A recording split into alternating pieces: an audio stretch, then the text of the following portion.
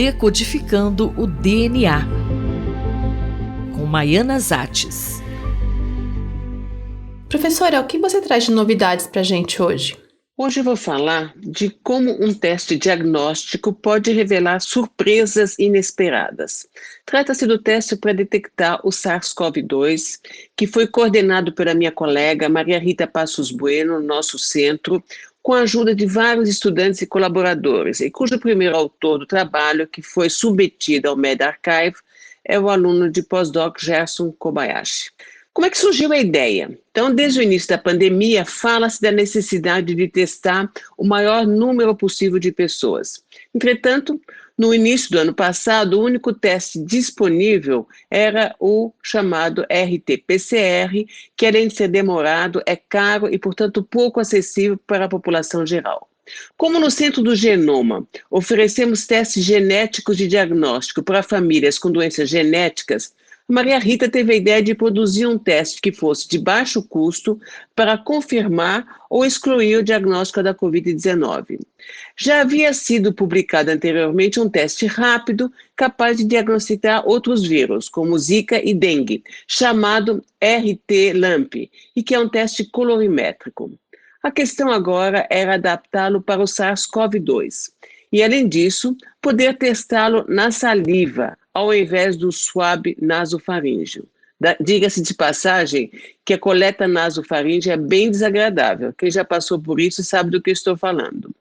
E com isso em mente, Maria Rita, juntamente com um colega do ICUSP, Shuki Farah, e também do Germansro, e vários estudantes, eles começaram a trabalhar para conseguir esse objetivo, um teste rápido, eficiente, de baixo custo e que pudesse ser coletado de modo não invasivo. E o que foi conseguido até agora? O teste foi padronizado com análise de 157 pacientes e, ao compará-lo com o teste ouro, que é o RT-PCR, observou-se que ele tinha uma eficiência de 93% e uma especificidade, ou seja, de detectar especificamente o SARS-CoV-2, de 97%. Mais de 3.000 pessoas já foram testadas no Segue-Cell desde então. Como o resultado sai no mesmo dia, ele tem sido extremamente útil para evitar a disseminação quando estamos com alguma suspeita e o teste dá positivo, ou ao contrário, para nos tranquilizar quando ele dá negativo.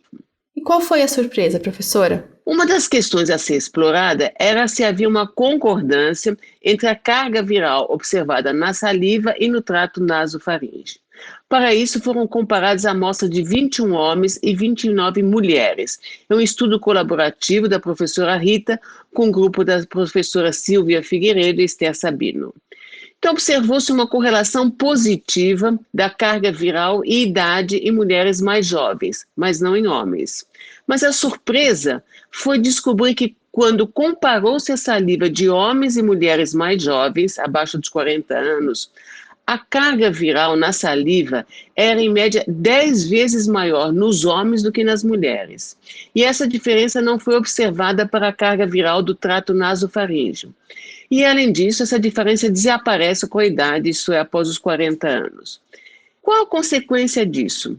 Então, como o vírus é transmitido por gotículas eliminadas pela saliva, se a mulher não tiver o vírus na saliva, ela provavelmente não irá transmitir para seus contactantes. Isso mataria a charada de alguns casos que eu presenciei. O primeiro foi da minha sobrinha, que conviveu com a filha infectada por vários dias, dividindo o mesmo quarto, sem proteção e não se contaminou. Meses depois, ela foi ao restaurante com o marido e mais 3 casais e todos foram infectados. Outro caso foi de um casal de médicos, onde a mulher foi infectada no hospital, mas o marido permaneceu assintomático e soronegativo. Meses depois, o marido foi infectado por um paciente e desenvolveu a Covid-19. Em resumo, nosso grupo já havia mostrado que entre os resistentes, 2/3 são mulheres. Essa pesquisa agora sugere que a transmissão é também menor através das mulheres do que dos homens. A professora Maiana Zates conversou comigo, Fabiana Maris.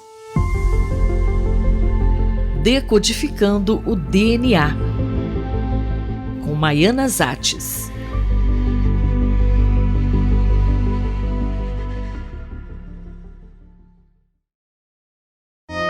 Datacracia. por Luli Radifária. Você é sempre bem-vindo ao nosso Datacracia e o tema de hoje, Bitcoin Energia. Luli, entre as várias críticas que são feitas ao Bitcoin, está a questão da energia. Você pode explicar melhor essa questão? Bitcoin, o tempo passa e a gente sempre acaba voltando para esse tema. Na verdade, o Bitcoin, como quase todas as criptomoedas, é um sistema de criptografia. E para garantir que ele não seja falsificado, você precisa cálculos com computadores cada vez maiores. Hoje em dia, para processar a rede do Bitcoin, a gente precisa de uma rede de supercomputadores, o que consome aproximadamente 110 terawatts-hora por ano, o que é mais ou menos 0,5% do total mundial. É o equivalente a um país inteiro, como a Suécia. Não é pouca coisa, não. Como a Suécia? Mas há pouco tempo dava para minerar bitcoins até no celular? Pois é. Isso é clássico de qualquer crescimento exponencial, né? Ontem era 1, 2, hoje é 100, amanhã é 10 mil. Como assim? Qualquer crescimento exponencial, ele tende a subir muito rápido e a gente não leva em conta e toma grandes sustos. À medida que minerar Bitcoin se tornou uma coisa cada vez mais cara, as pessoas foram procurar energia barata ou formas baratas de resfriar o computador. Então, por exemplo, aqui perto da gente, muita gente foi tentar fazer fazendas de mineração de Bitcoin no Paraguai. Por quê? Porque o excesso da energia de Itaipu, né, o Paraguai não consegue consumir a parte dele da energia de Itaipu, fazia com que a energia fosse muito barata e compensasse isso. Mas hoje nem no Paraguai. Imagino que isso leve a um grande impacto ambiental, não? Sim, tem um grande impacto ambiental. Ainda mais se você considerar que a China, que é um dos maiores mineradores de Bitcoin do mundo, aliás, é o maior minerador de Bitcoin do mundo, tem na sua base energética muitas usinas de carvão, né? Usinas termoelétricas baseadas em carvão, o que tende a ser extremamente poluente. Como melhorar essa situação? Bom, como eu disse, né, uma parte importante da energia que é gasta em Bitcoin, ela é usada para resfriar a máquina. Então, as pessoas estão tentando as coisas mais criativas. Por exemplo, uma ilha na Islândia tem um minerador de Bitcoin. Por quê? Porque está dentro de uma geleira. E por estar dentro de uma geleira, ela gasta menos com o resfriamento da máquina. Mas isso é uma gambiarra. O ideal é a gente ter cada vez mais tecnologias que têm menor impacto ambiental, sistemas descentralizados e outras formas de mineração ou de formação de criptografia que não usem máquinas tão pesadas. Mas isso ainda é um desafio. Existem vários protótipos, mas nada que seja tão grande, tão consolidado quanto as criptomoedas mais conhecidas. Eu sou o Mário Santi e conversei com o professor da ECA, Luli Radifária. Datacracia, por Luli Radifária. Bibliomania, por Marisa Midori. Bom dia, professora Marisa Midori. O assunto de hoje traz as editoras LGBTQ+. Bom dia, Cláudia. Bom dia, ouvintes da Rádio USP. Ao contrário do que havia prometido, vou suspender, por enquanto, os comentários sobre o comportamento do mercado editorial no ano de 2020. Vimos na semana retrasada que a produção caiu, em boa medida empurrada pela queda das compras governamentais. Mas, de modo geral, houve uma retração bastante significativa em relação a 2019, o que é bastante preocupante, pois desde 2016 não vemos uma recuperação do mercado.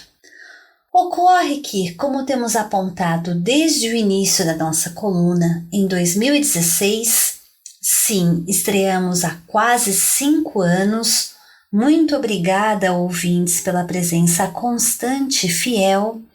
A dinâmica dos livros é um espelho da sociedade. É claro que esta relação é dialética. Os livros refletem o mundo, eles transformam o mundo, mas eles também se transformam com o mundo. E é por essa razão que eu peço licença para uma mudança repentina de pauta, em resposta às atrocidades que temos visto contra as comunidades LGBTQ+. Existe hoje um fenômeno muito curioso no mercado editorial, que toca diretamente às editoras e muito mais recentemente às livrarias, fenômeno este que podemos chamar de generificação. ou seja, livrarias e editoras cuja curadoria ou mesmo a preocupação central tem uma relação muito forte com a questão de gêneros. Nesse movimento, as editoras LGBTQ+, se apresentam como uma resposta paz e amor à violência, ao preconceito e à intolerância. Professora, e quais são os temas mais comuns publicados nessas editoras? Há de tudo um pouco, preocupações de natureza política, histórica, sociológica e, é claro, muita ficção. Eu gostaria de apresentar para vocês um catálogo editorial composto por edições de romances, e de romances muito românticos. Afinal de contas, falar de amor se tornou também um ato político. E eu me refiro à coleção Arco-Íris, da editora Vira Letra de Franca, no interior de São Paulo, que reúne 7 volumes escritos por Diedra Ruiz e Wendy Rose. São os títulos Simples como o Amor, Legado de Paixão, Amor a Qualquer Preço, Amor Indomável, A Camareira, Amor às Avessas e A Cigana, todos publicados entre 2015 e 2017. Os livros são romances lésbicos que vão na contramão da literatura que pune homossexuais com finais trágicos ou infelizes. Cada volume da coleção tem uma cor que remete ao arco-íris, símbolo LGBTQ+. A editora Vira Letra publica apenas títulos com temática lésbica, de autoras lésbicas. Diedra e Wendy são autoras que entraram na cena literária por meio do Shunning Box, uma página que nasceu nos anos 2000 e que publicava histórias de mulheres que amam mulheres, servindo como uma espécie de iniciação no universo homossexual por esta geração. Todas as informações me foram passadas por Alex Carolino Francisco, aluno da Escola de Comunicações e Artes da Universidade de São Paulo, que faz justamente uma dissertação sobre as editoras LGBTQ+, atuantes no nosso estado. Muito obrigada, Alex, e a todos, até mais. Muito obrigada. A professora Marisa Midori conversou com Cláudia Costa. Bibliomania, por Marisa Midori.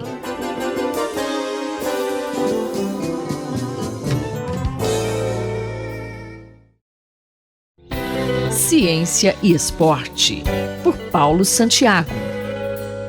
Esta edição do Ciência e Esporte homenageia um jovem pesquisador da área que acaba de perder a luta contra a Covid-19. Trata-se do professor Wagner Barbosa Matias, que atuava no Ministério da Cidadania desde 2018 e deixou importante contribuição em estudos sobre a gestão administrativo-financeira dos clubes de futebol do Brasil. Nesta coluna eu vou falar sobre o artigo Radiografia dos Clubes de Futebol do Brasil, Aspectos Financeiros e Administrativos, que é de autoria do professor Dr. Wagner Barbosa Matias, que infelizmente nos deixou nesse mês de junho, vítima do Covid-19. Então eu vou fazer uma homenagem nessa coluna, falando de um artigo de ciência e esporte que envolve aspectos financeiros e administrativos, que é do professor Wagner Matias e também tem a autoria do professor Fernando Mascarenhas. O trabalho foi publicado no ano de 2019 na revista Intercontinental de Gestão Desportiva. O artigo fala sobre aspectos financeiros e administrativos, então para isso os autores fizeram uma busca em sites, nos clubes, no que era disponibilizado em revistas, em jornais, e os autores encontraram coisas muito interessantes, como, por exemplo, compreender alguns aspectos relacionados às grandes ligas, que tem um crescimento de receita ano após ano, entretanto a concentração dessa renda está nos grandes clubes e reverbera em concentração também nos principais atletas e títulos. Ainda no caso do futebol brasileiro, as receitas são oriundas especialmente da comercialização de direitos de televisão que estão especialmente centrados em uma emissora de TV. E então isso acaba dificultando para que os clubes tenham estabelecimento de novas parcerias no setor empresarial, porque eles ficam refém dessa única emissora que controla o setor há várias décadas.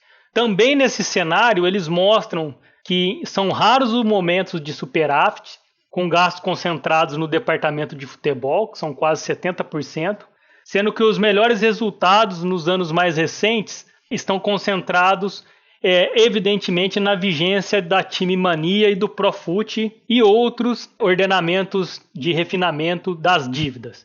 Também outra coisa interessante no estudo que eles mostram é que tem alguns aspectos negativos, como, por exemplo, cerca de 1/3 das equipes não disponibiliza balanço financeiro nos sítios eletrônicos das entidades e 8 dos 27 clubes analisados não deixa público seus estatutos. Então isso coloca, muitas vezes, o que eles colocam na conclusão do artigo, uma permanência da direção, né, do clube por vários anos, e quando há um revezamento, é sempre um revezamento meio que casado, como se fosse uma hora a oposição, uma hora o que era a direção anterior. E isso acaba afastando de forma transparente os sócios do clube. E por fim eles mencionam que poucos estudos brasileiros realizam uma comparação da realidade das equipes da América Latina com a Europa. Então esse estudo é muito interessante nesse ponto da questão dos aspectos financeiros e administrativos no futebol. Então qual a importância desse estudo, professor? Para mim ela é enorme, até mesmo do ponto de vista de mostrar o trabalho de um jovem pesquisador de 37 anos, que perdemos, infelizmente, mas ele mostra como que tem uma carência por estudar aspectos financeiros e desses documentos até serem públicos para que as pessoas entendam como são os aspectos que estão relacionados à parte financeira e administrativa no Brasil, que precisam melhorar muito para chegar num nível realmente de profissionalização e se tornar realmente uma coisa que a gente possa olhar e levar a sério. Então fica aqui minha homenagem mais uma vez ao Wagner Barbosa Matias. Muito obrigado por toda a contribuição na ciência e principalmente na ciência aplicada ao esporte, que é o futebol. Um obrigado e até a próxima coluna. Ouvimos o professor Paulo Roberto Santiago, da Escola de Educação Física e Esporte da USP, em Ribeirão Preto. Rita Estela para a Rádio USP. Ciência e Esporte, por Paulo Santiago.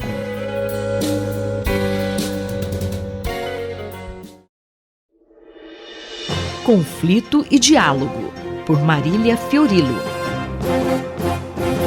Essa semana, o mundo comemorou uma vitória dos direitos humanos pela condenação de um dos expoentes dos crimes da Guerra dos Balcãs. Professora Marília Fiorilo, como você analisa esse episódio? Olá, Gustavo, ouvinte da Rádio USP. Esta é uma semana de celebração para os direitos humanos. Em Haia, o Tribunal Internacional da ONU para o Julgamento de Crimes de Guerra na antiga Iugoslávia confirmou a sentença de prisão perpétua de Ratko Mladic, conhecido como o açougueiro de Sarajevo. Os advogados de Mladic, um militar sérvio-bósnio de 78 anos, tentaram recorrer da sentença em 2017, alegando que ele não poderia ser punido por ações do seu subordinado. Esse argumento, que é tão imoral quanto tortuoso, foi demolido. Agora a decisão é irreversível. O mundo comemorou a sentença que finalmente punha esse criminoso por atrocidades cometidas na Bósnia nos anos 92 a 95 e pelo seu protagonismo no cerco de Sarajevo e no massacre de Srebrenica. Mladic, aliado de outros criminosos de guerra também condenados, como Radovan Karadzic e Slobodan Milosevic, que morreu durante o julgamento, foram os idealizadores do genocídio da chamada Guerra dos Balcãs, que causou 100 mil mortes e milhões de refugiados. 26 anos depois, ainda ecoam as cenas que nós vimos de trens lotados de fugitivos, uma imagem que imediatamente remetia, na Europa, à lembrança dos trens da morte dos nazistas durante a Segunda Guerra, carregados de judeus, ciganos, homossexuais e ativistas, cujo destino era os campos de concentração. Entre as inúmeras atrocidades de Mladic, ficou notório o massacre de Srebrenica, uma operação de limpeza étnica na qual 8 mil homens e meninos muçulmanos foram separados do resto da população, assassinados e jogados em valas comuns. A conclusão e condenação dos juízes foi unânime. Embora valha lembrar que a extrema-direita sérvia continua devota desses criminosos, como Mladic e Karadzic, glorificados como heróis da Grande Sérvia. Mas a justiça, tão minguada atualmente, prevaleceu. Mladic permanecerá preso até sua morte, que será certamente uma morte mais suave, indolor e caridosa do que aquela que ele impôs às suas vítimas. Eu, Gustavo Xavier, conversei com a professora Marília Fiorillo. Conflito e Diálogo, por Marília Fiorillo.